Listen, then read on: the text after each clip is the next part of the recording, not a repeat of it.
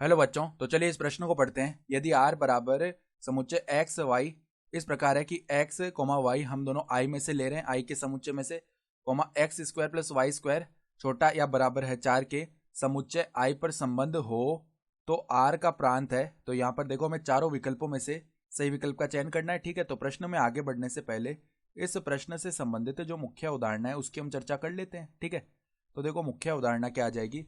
हम जानते हैं कि एक्स स्क्वायर प्लस में वाई स्क्वायर बराबर में आर स्क्वायर एक वृत्त को दर्शाता है। ये समीकरण एक वृत्त को व्यक्त करता है जिसका केंद्र मूल बिंदु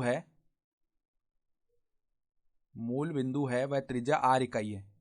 मूल बिंदु है तथा त्रिज्या आर इकाई है। ठीक है, तो ये हमारा एक वृत्त का समीकरण होता है। तो अभी देखो, यहां पर हमें इसी प्रकार का कुछ दिया हुआ है कि x square plus y square जो है ना, वो छोटा या बराबर है किसके, 4 के। ठीक है, तो x square plus y square बराबर 4 की बात करेंगे ना, तो वो तो एक वृत्त को व्यक्त करेगा जिसका जो केंद्र है वो मूल बिंदु हो और त्रिज्या 2 इकाई होगी। ठीक है, 4 को हम 2 का स्क्वायर लिख सकते हैं।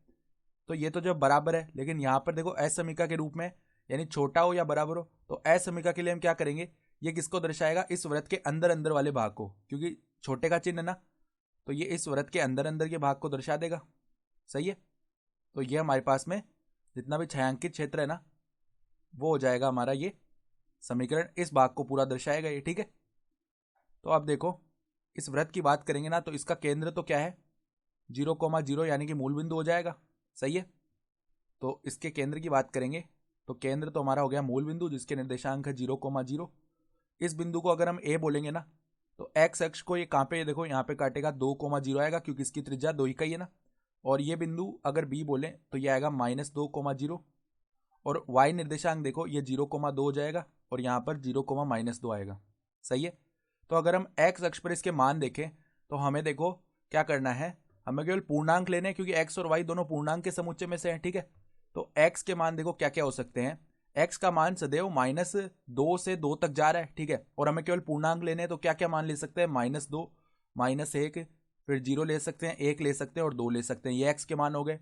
और वाई के मान देखो कहाँ से कहाँ तक जा रहे हैं, वाई के मान -2 से 2 तक जा रहे हैं और पूर्णांक लेने हैं तो -2 ले सकते हैं, -1 ले सकते हैं, 0 ले सकते हैं, 1 ले सकते हैं और 2 ले सकते हैं। ठीक है, ये मान हो गए। तो प्रांत किसका मान होता है, देखो हमें आर का प्रांत बताना है ना, तो प्रांत सदैव एक्स के जो मान होते हैं वो होते हैं प्रांत। ठीक है, तो आर का प्रांत अगर हम लिखेंगे तो वो समुच्चय देखो क्या आ जाएगा, -2, -1, 0, 1, 2। ठीक है, तो ये प्रांत आ जाएगा। तो अगर हम विकल्प देखें ना, तो विकल्प जो सी है हमारा सही विकल्प आ रहा है। तो आशा करता हूँ कि आपको ये प्रश्न समझ में आया होगा। धन्यवाद।